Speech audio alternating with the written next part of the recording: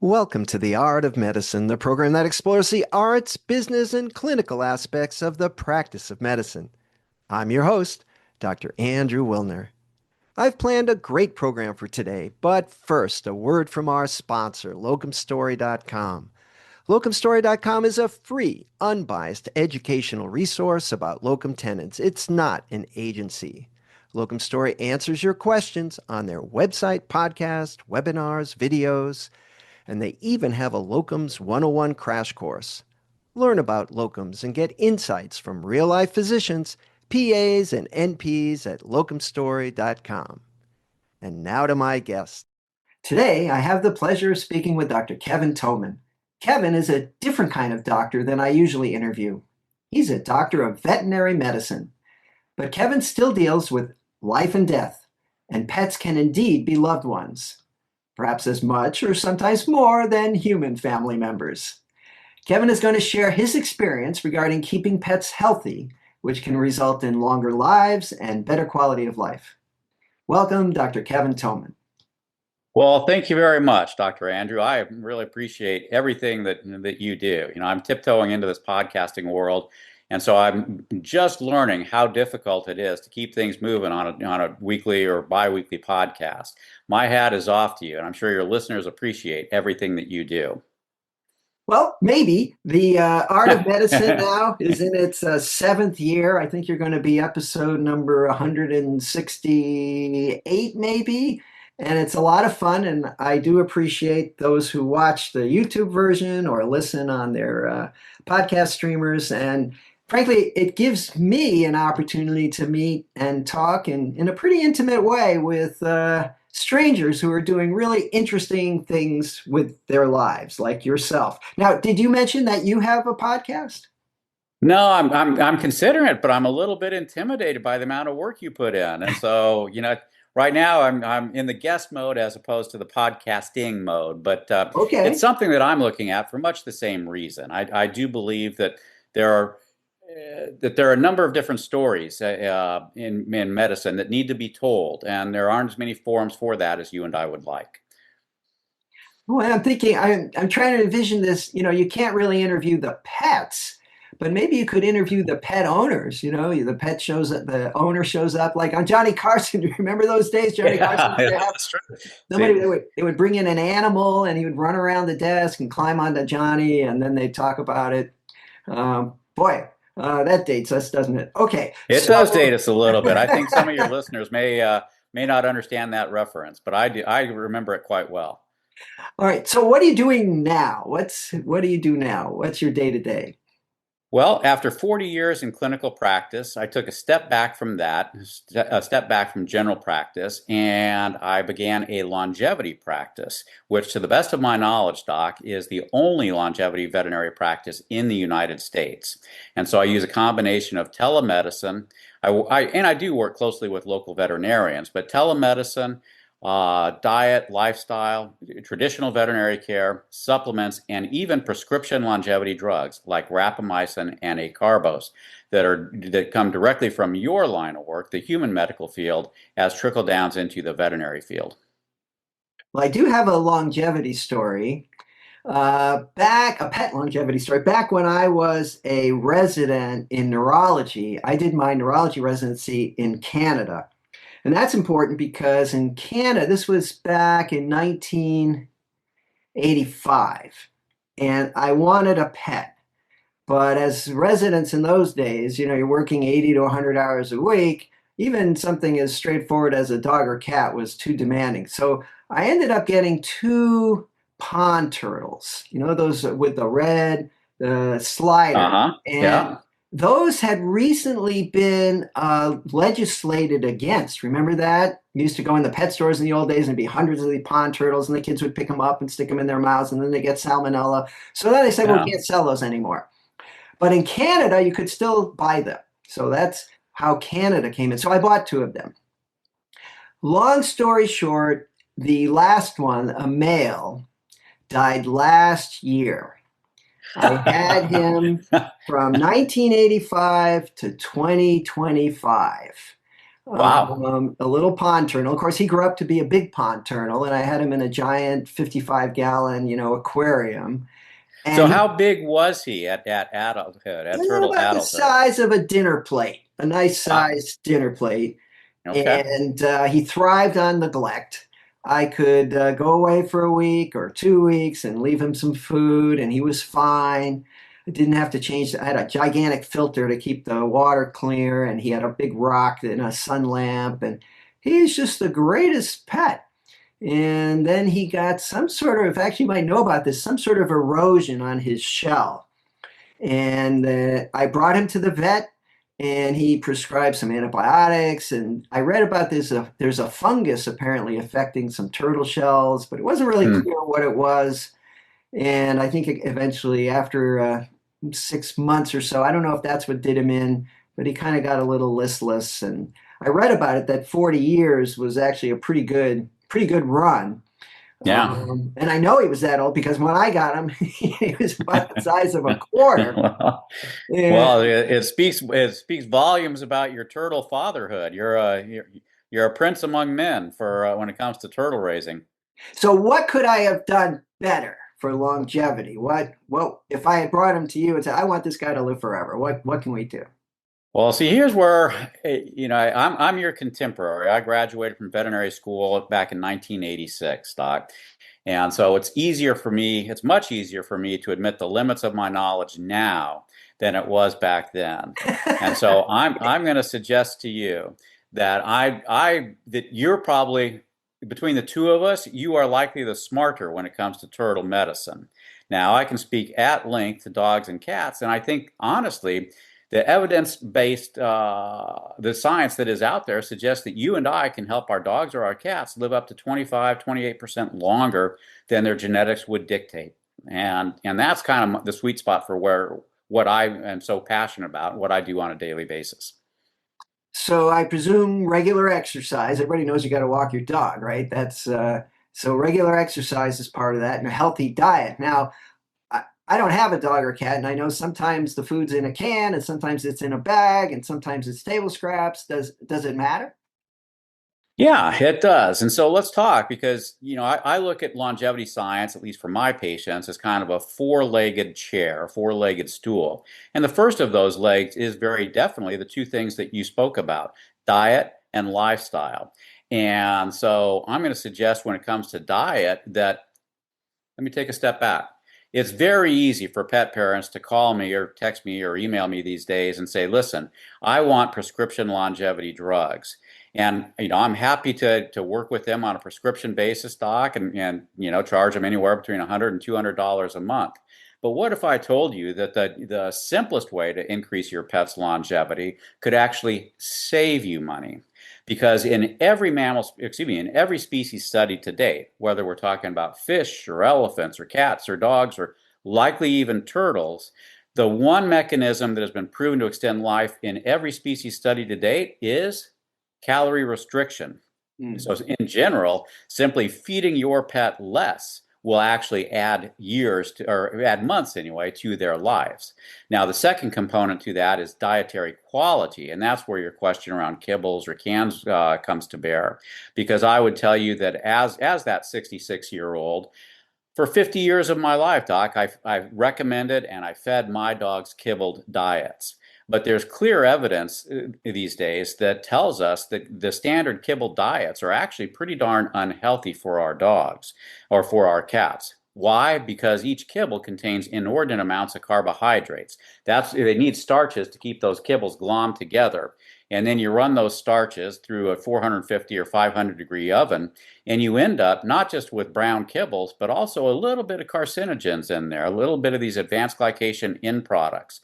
And so there are any number of studies these days that tell us that, the closer dogs and cats can eat to the way you and I should eat, a preponderance of fresh meats and vegetables, a preponderance of vegetables on a rotating basis, the longer they will live. Seems to be. I had a nutritionist on this program a little while back, and we talked about ultra processed foods and processed foods, and that if you and not necessarily bad, but if you wanted to be healthy, the less processed the food was. In other words, if you could grow it in your, she said basically if it comes in a package, you shouldn't eat it. That, Yeah. if you can make it yourself from raw ingredients or grow it in the backyard, that's what's really healthy. And I also wanted to add the longevity, there's an equation. Longevity is proportional to healthy diet plus calorie restriction. I'm tempted to say that probably applies to human beings. I think that there are certainly parallels that can be drawn, because I'm guessing that one of the hallmarks of many of your patients to this day is likely, some of them are overweight. And, that's a huge issue for veterinarians as well. Let me tell you an Yeah, I didn't anecdote know that. I here. didn't know a dog could be like fat. You could have a fat. Oh yeah, yeah, but it's interesting, and very few pet parents actually recognize that. In fact, as somebody who was in private practice for many years, 10 or 15 years ago was kind of the heyday of the Biggest Loser shows on TV, Yes, where, yes, yes. and so I thought, what a practice builder. I'm going to send emails out to my 5,000 plus clients and have them join a Biggest Loser contest here in my clinic. And I'll offer them $1,000 in veterinary care, and I'll help them with all the, interventions, dietary planning, exercise, this and that. And out of that 5,100 emailed questionnaires that I sent out, how many responses I got back? Not a single one. Oh my! Not I a was going to say three, not a but wow. not a single pet parent identified their pet as being obese. Now that is clearly not the case with my patients, and it's clearly not the case with yours. Well, love is in the eye of the beholder, maybe. Yeah, yeah, that's what my girlfriend says. Well, that's fascinating, because obviously recognition of the problem, right, is step one. It's like, well, I'm not overweight. It was like, well, look at your dog. It looks like a balloon. It's probably overweight. Yeah, yeah. But that's very interesting. I could see, it's not a routine to, maybe it is in your office, but I've never thought about it. I got a doctor's appointment this afternoon, and I know when I go, they're going to weigh me. I mean, do you Hmm. weigh the pets when they come in? Is Yeah, absolutely. Absolutely. And that's kind of a routine in our line of work. And so I'm going to hopscotch back off that to the exercise component that you mentioned a couple of minutes ago. And that is that, everybody typically equates exercise with health, Doc. But I would suspect that in both your line of work and mine, the reality is that there's sometimes a fine line between healthy forms of exercise and unhealthy forms of exercise. So again, acknowledging that I can spend hundreds of dollars for people in helping their pets live longer. Another way that they can do that is simply to minimize the stairs. How many times, especially a small dog or a cat, goes running up and down the stairs over the course of a day? Because if, in fact, you're only 12 or 14 inches tall, as a preponderance of small dogs are, the reality is that these 8-inch stairs are like you and me doing box jumps, 4 foot up, 4 foot Mhm. down, 4 foot up, 4 foot down. And so, whatever you and I can do to minimize concussion longer term, whether it be things as simple as buying a child's gate to prevent dogs and cats from going up and down the stairs, giving them a ramp as they get into and out of a car, buying a cheap little set of stairs for, if your dog or your cat jumps up and down off the furniture. Things like that make a huge difference in terms of keeping our pets comfortable longer term. That's interesting because my instinct would have been, he's a dog. He likes to jump, Yeah. but Yeah, I think on dogs on an evolutionary basis were probably great walkers, trotters, and runners, but they didn't do an awful lot of jumping. They didn't do an awful lot of lateral motion. And so, another thing that I counsel people against are the days of playing frisbee in the park. A tennis ball is much healthier for a dog than frisbee because that tennis ball floats or is thrown in a linear direction. But as dogs jump to catch a frisbee, I can't count the number of times who have jumped off 4 legs and landed on 3. They blow up an sure, they're ACL. turning They rupture a cruciate ligament with the same results that your orthopedic colleagues run into. And so there are healthy forms of exercise that will increase lifespan, but unfortunately, there's a few forms of exercise that will also shorten it. How about for our cat owners? Any good or bad exercise there? Well, cats, I mean, you're lucky if you can get them off the couch, really. I mean, that's, you know, and so I do have, there's probably, I'm going to say 4 or 5% of cats will go for walks with their pet parents. They'll put a leash and collar on them and away they go. But that leaves 95% of cats who don't. And so realistically, I mean, you've asked a very salient question in cat longevity medicine is, are there ways to increase exercise for cats? And of course, there are laser pointers. And if you and I were to watch late night TV, they actually have little cat treadmills, kind of the same thing that you and I would hop on as we watch Oprah Winfrey or whatever the case may be. So I'm not sure how effective any of those are. At the end of the day, you and I can control weight in dogs very easily through a combination of decreasing calorie intake and increasing calorie expenditure. Cats, we are almost always left with just the one lever of reducing calorie intake. So I've got this visual of a cat on a treadmill. I've got a treadmill in the other room, and in front of the cat is a hamster on a hamster wheel. So you got the hamster going, and then you got the cat trying to catch the hamster, and both of them are getting, burning some calories. Yeah, absolutely. Put a little hamster food out in front, and you're killing an awful lot of them proverbial birds at once. I like that. Now you And then mentioned put a that. dog behind the cat. I mean, why There why you stop go. there? We, we can make a whole, Yeah. whole circle. That's right.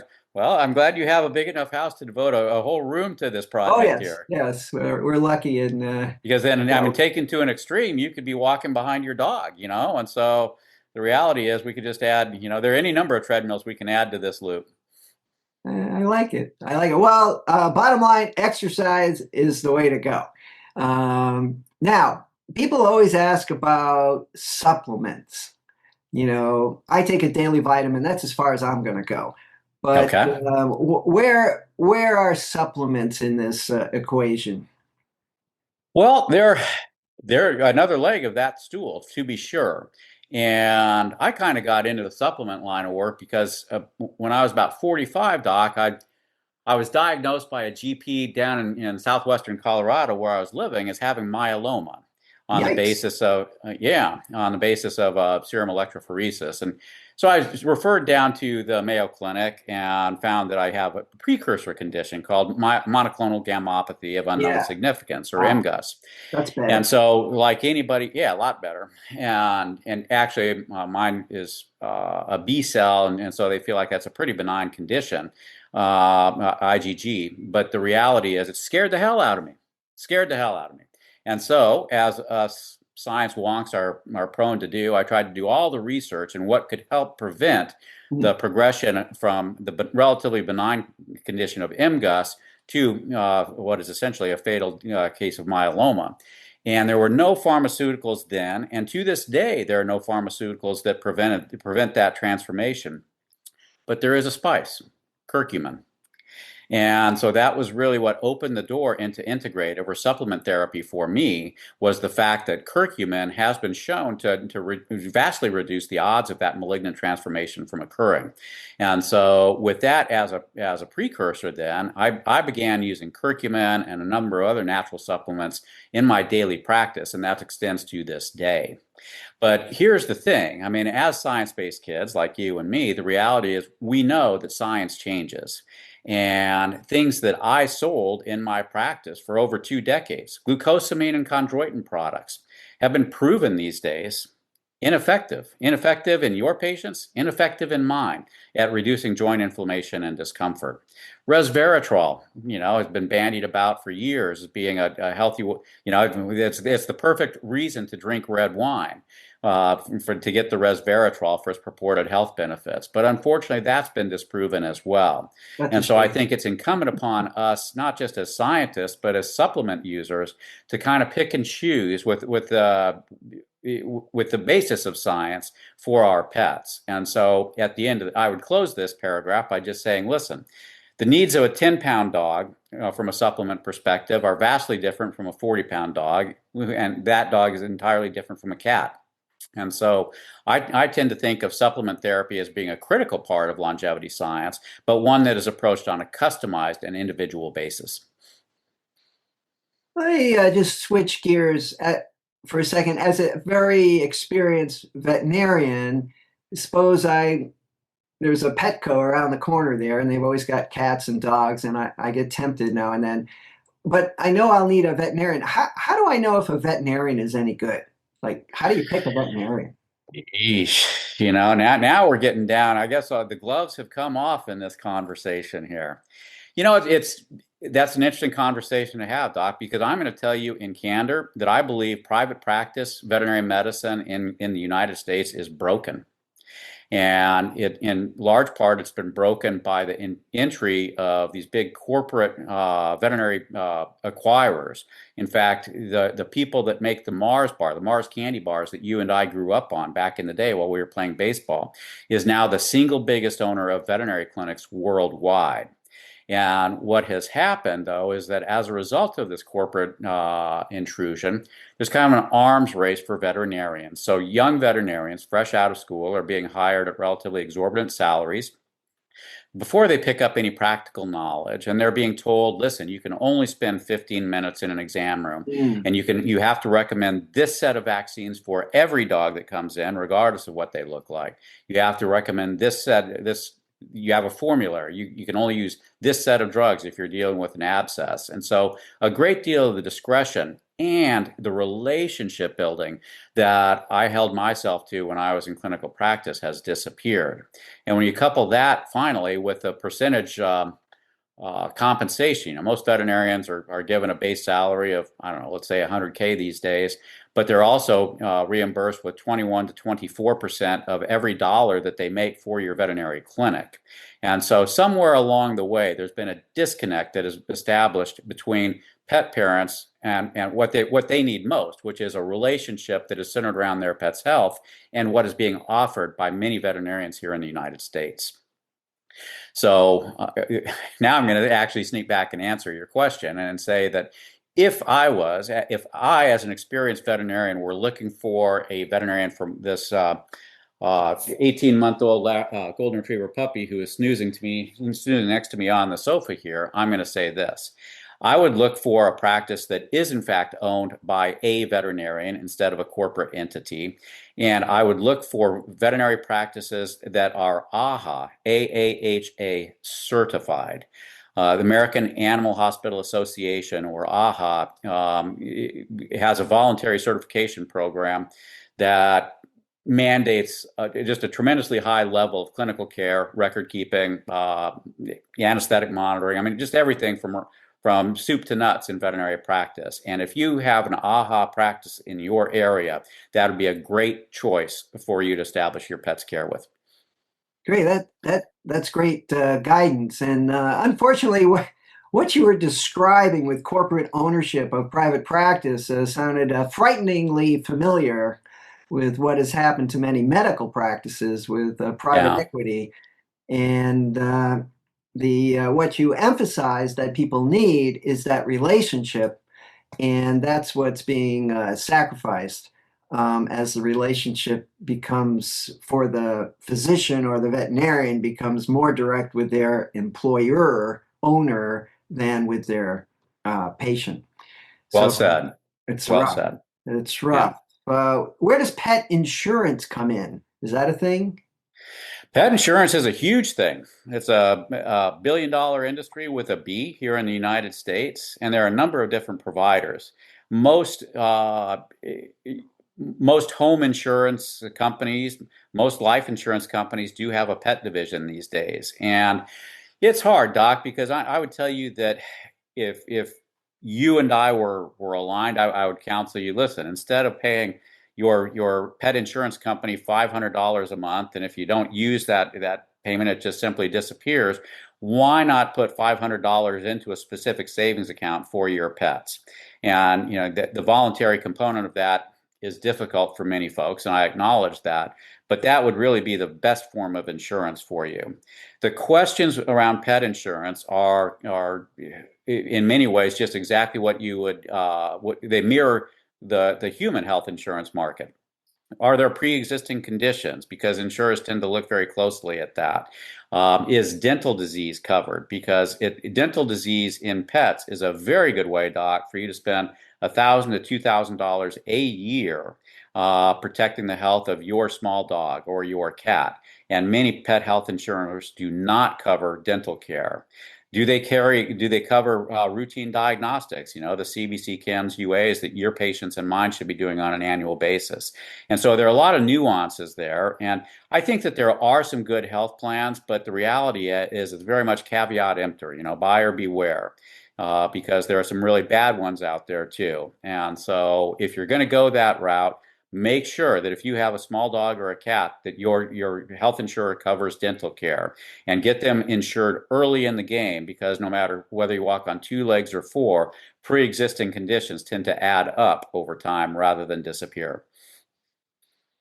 In the movies, there's some guy that gets shot, and he's got a wound and he wants to stay under the radar. He can't go to the hospital. So he always ends up going to the veterinarian to get fixed up. And so, is there anything fundamentally different about, I've always been kind of odd, as a human doctor, there's one set of anatomy and physiology, but as a veterinarian, you've got everything from turtles, to birds, to dogs and cats, and a lot of different anatomies. But is there anything fundamentally different about human and pet physiology? Like one medicine you give to a person, it's great, but you give it to a dog, it kills the dog. Or are there No, different? in general, I would say my patients talk less, but my patients are perhaps more honest than your patients are. And so, no, I mean, that's a kind of a flip answer, but the reality is that, yeah, I mean, there is logic to pat myself on the back and think, oh gosh, I mean, a cat and a dog, they do have different, there are species specific changes in physiology. But the reality is that in very large part, your medications work every bit as well for my patients as they do for yours. And so, the same gas anesthetics, the same injectable Okay. anesthetics, the same steroids or antibiotics, scalpel blade is a scalpel blade. And so the honest truth is that probably 95% of veterinary medicines, sir, trickle down from human medicine, and that will probably always be the same due to the economics of the veterinary profession. So if I do need that repair under the radar, a vet might be might be a good. Yeah, listen, if you rob a bank, on your way to the Philippines here in a couple of months, the reality is that your local veterinarian might be able to help you out. And so I would say, strictly off the record, of course, that I mean, I lived in rural areas, especially in Colorado.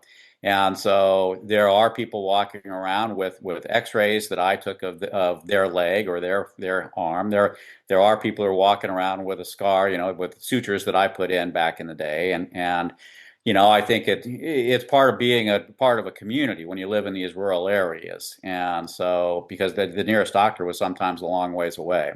So yeah, I mean, mea culpa on that one. Good to know. All right. Well, we're running out of time. To wrap this up, I got one final question. Can dogs and cats get along in the same house? Oh yeah, absolutely. Absolutely.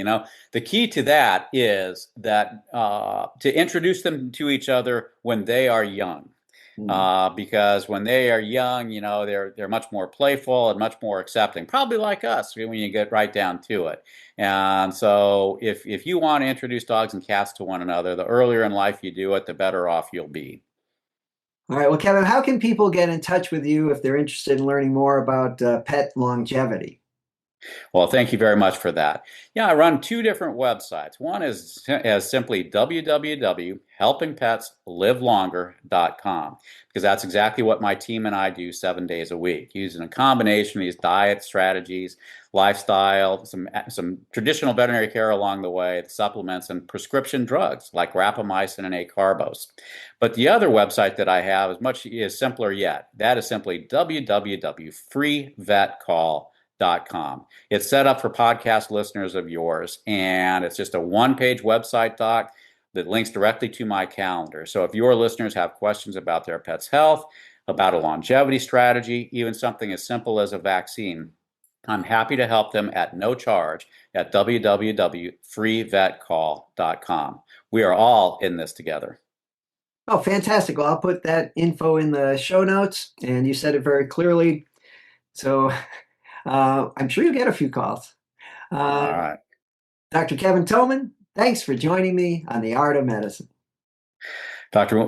Dr. Wilner, thank you very much. This has been wonderful. I'd love to come back. I mean, I feel like there's a lot more that we could talk about. So yeah, I enjoyed this, and my hat is off to you for all the work you put into this. And now a final thanks to our sponsor, locumstory.com. Locumstory.com is a free, unbiased educational resource about locum tenens. It's not an agency.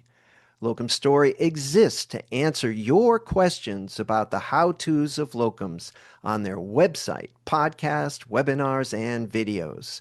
They even have a Locums 101 crash course. At locumstory.com, you can discover if locum tenens make sense for you and your career goals. What makes locumstory.com unique is that it's a peer-to-peer platform with real physicians sharing their experiences and stories, both the good and bad, about working locum tenens. Hence the name, Locum Story. Locumstory.com is a self-service tool that you can explore at your own pace with no pressure or obligation. It's completely free.